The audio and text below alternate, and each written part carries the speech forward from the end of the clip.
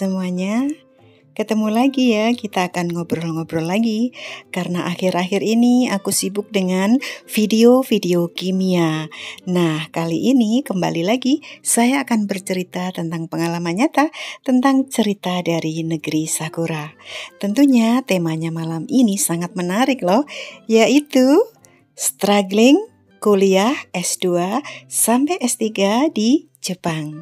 Perhatikan sampai selesai ya. Hai, ketemu lagi dalam channel Endamka PhD.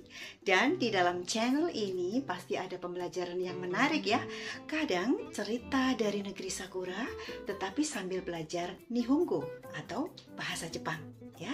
Dan juga belajar Eigo, bahasa Inggris. Nah guys, kali ini saya akan kembali membawakan cerita dari negeri Sakura tentang real experience yang saya alami selama 15 tahun berada di Jepang, tepatnya di Tokyo. Sebenarnya saya kuliah S2 sampai S3 itu bukan karena mendapatkan beasiswa atau dikirim oleh pemerintah dan dibiayai oleh foundation ataupun yang lainnya, tetapi saya guys belajar di sana atau kuliah di sana S2 sampai S3 itu biaya sendiri. Dan S2 itu dalam bahasa Jepangnya ini ya guys, Sushi Katei atau Master Degree. Nah, juga lanjut lagi setelah selesai S2, saya juga melanjutkan ke jenjang S3 yang dalam bahasa Jepang disebut dengan Hakase Katei atau Doctoral Course. Nah, biasanya kalau kuliah di sana kan dikirim oleh pemerintah, kemudian dapat beasiswa ya guys ya. Tetapi untuk saya ini pengalaman pribadi tidak. Saya ketika bertugas di Tokyo selama 5 tahun, itu saya menabung guys. Karena memang saya ingin melanjutkan S2. Karena sebelum berangkat tugas ke Tokyo, memang saya sudah mendaftar di sebuah universitas di Indonesia. Di ya aku nggak usah sebutin, tetapi di jenjang S2 nggak bisa dilanjutkan karena aku harus bertugas ke Tokyo. Oke, jadi ceritanya sangat menarik guys dan penuh dengan perjuangan. Struggling woman. Jika merasa termotivasi, like dong. Dan jangan lupa klik subscribe dan juga tombol loncengnya. Lanjut lagi ya ceritanya.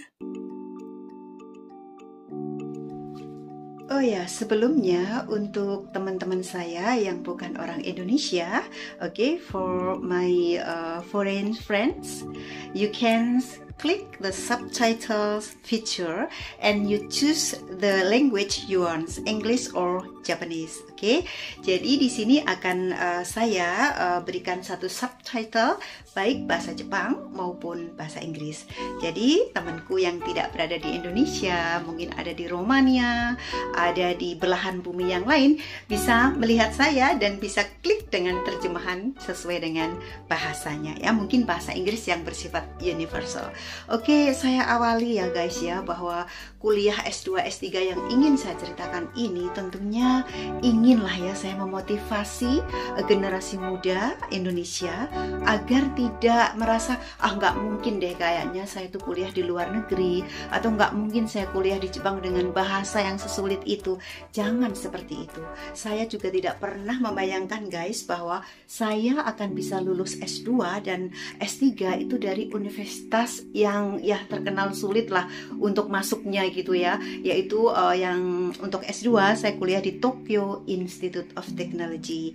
Ini ya biasanya disebut dengan Tokodai atau Tokyo Kogyo Daigaku. Nah itu kalau orang Indonesia nyebut sih ITB-nya Jepang gitu ya. Jadi teknik lah, engineer gitu ya, engineering gitu. Nah aku pertama bingung karena aku kan guru kimia. Artinya saya adalah dari jurusan pendidikan kimia, bukan engineering chemistry.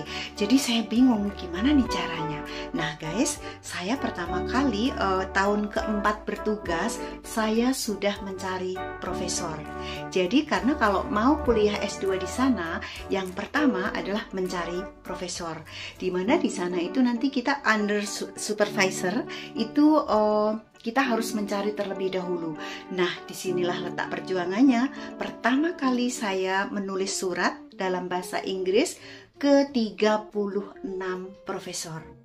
Dan tahu nggak guys, yang dapat balasan dari mereka itu hanya 3. Ya, yang 2 itu juga kurang jelas apakah dia pengen menerima aku interview atau seperti apa, kurang jelas. Dan yang sangat jelas adalah dari Tokyo Institute of Technology. Profesor itu mengatakan bahwa please you come to open campus on bla bla bla tahun sekian, ditentukan tanggalnya. Jadi saya disuruh datang melihat open campus terlebih dahulu, bahwa ini loh kampusnya seperti ini, dan laboratorium saya itu tentang ini dan lain-lain. Nah, maksudnya adalah eksperimennya itu mengenai kimia polimer, engineering, dan fokus kepada penelitian tentang itu guys. Apa sih kimia polimer di bidang membran yang jelas saya inginkan sebelumnya. Oke ya, singkat kata bahwa ternyata laboratori itu namanya Tanioka Laboratory itu dia eksperimennya, majornya adalah mengenai kimia polimer ya. Memang sih saya itu pertama kali datang ke Tokyo itu kaget sih. Semua orang yang ada di taman-taman, di jalan-jalan itu selalu minum guys dari keran gitu. Aku berpikir apakah itu nggak ada bakterinya gitu. Ternyata mereka itu menggunakan semacam membran yang tidak bisa dilalui oleh bakteri. Nah, saya kepingin belajar itu ceritanya ya. Nah, jadi waktu interview dengan profesor tersebut, ngobrol, terus ditanya bahwa jurusan saya apa. Nah, kesimpulannya profesor itu boleh Endang atau saya atau aku masuk ke labnya, tetapi dites terlebih dahulu untuk masuk ke lab itu sebagai research student. Jadi nggak boleh langsung mengikuti tes S2 karena belum memiliki risetnya apa yang akan diselidiki nanti di dalam program S2. Oke, jadi selama setahun itu saya research tentang polymer membrane, yaitu polyvinyl alcohol membrane dan polyamide atau polyamide membrane. Nah, dari situ saya research kemudian untuk mengikuti tes S2 guys. Aduh, aku deg-degan sih tesnya nanti lulus atau enggak gitu ya. Selama setahun itu ternyata tesnya ada 2, tertulis dan harus presentasi. Nah, pada saat tertulis guys, aku pilih bahasa Inggris ya, karena udah bisa sih saya bahasa Jepang, tetapi kanji kimia itu masih belum banyak yang hafal dan belum fasih dalam membaca soal-soal yang mengenai kimia. Jadi saya ambil yang bahasa Inggris, soalnya itu 9 tetapi disuruh kerjakan 6. Alhamdulillah udah selesai dengan baik. Kemudian besoknya saya harus presentasi. Ya ampun guys, presentasi itu aku kaget begitu masuk ke ruangan itu, yang duduk itu ada 8, itu semua profesor. Nah, profesor itu satu profesor menanyakan 2 pertanyaan dari apa yang saya terangkan.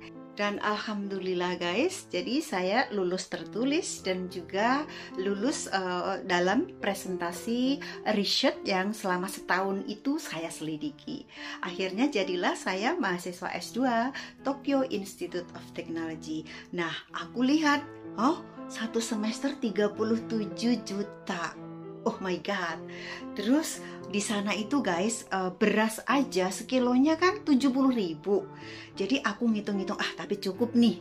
Mudah-mudahan tahun kedua mendapatkan beasiswa, pikirnya gitu. Nah, adik-adikku semua, jadi semuanya kalau kita ada niat dan kita berusaha keras, itu Allah memberikan jalan mudah untuk apa yang kita inginkan.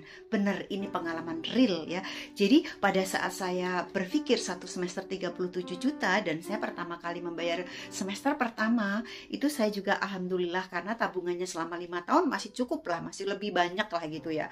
Dan kehidupan di sana itu walaupun mahasiswa guys, itu harus tinggal di apartemen atau dormitory milik kampus, tapi sebulan kena cas 9 juta. Bayangkan, mahasiswa tetapi harus membayar kamar di apartemen itu sebulannya itu 9 juta. Takai. Takai itu mahal ya, bahasa Jepangnya takai. Nah, jadi kadang-kadang kalau saya berpikir supaya lebih ringan guys, saya nempel-nempel itu loh pengumuman di kampus, tulisannya looking for roommate. Nah, kalau sudah nempel-nempel seperti itu guys, banyak yang telepon, kepingin juga satu kamar dengan saya. Jadi bisa membayar hanya 4,5 juta. Atau biasanya kalau di sana itu kalau selain dormitory namanya apato. Dari kata apartemen tapi kita ngomongnya apato. Apato tuh paling murah sebulannya tuh 7 juta sampai 8 juta itu aduh kecil. Kalau di sini tipe studio gitu kali ya. Alhamdulillah untuk tahun kedua di S2 saya pas naik sepeda di kampus itu ada tulisan ini scholarship department. Jadi wah ada ini nih bagian beasiswa dan tulisannya itu ada untuk mahasiswa dari lain negara. Nah tidak hanya orang Jepang. Jadi aku akhirnya mendaftar. Ya ampun persyaratannya itu harus bahasa Jepang semua guys. Disinilah letak perjuangannya. Aku struggling banget belajar kanji, mengarang, kemudian saya submit. Nah terus dipanggil. Nah wawancaranya sama guys kayak waktu presentasi tadi. Jadi ini lebih banyak lagi yang bertanya karena mereka lah yang memiliki foundation yang akan membiayai saya. Jadi mereka tanya, ngapain kamu ke Jepang? Jurusan kamu apa? Kalau kamu misalnya udah lulus, apakah mau ilmunya untuk Jepang atau untuk Indonesia? Kemudian kamu tuh sudah berapa lama di sini? Tugas apa awalnya? Wah, banyak banget pertanyaannya dan itu semuanya dalam bahasa Jepang. Pokoknya intinya jangan males dan harus belajar giat dan bekerja keras. Struggling ya. Be struggling. Nah, itu yang ingin saya sampaikan kepada adik-adik semua dan pasti akan ada lanjutannya bahwa seperti apa belajar S2 di dalam laboratorium dengan segala perjuangannya. Oke, nanti akan saya sambung ke video berikutnya. Tentunya untuk bercerita tentang perjuangan saya ketika menempuh doctoral course atau S3. Nah, ikutin terus cerita selanjutnya dan jangan lupa tetap bersemangat. Terima kasih telah melihat video ini. Jangan lupa klik video-video yang muncul ya. Thank you, bye-bye.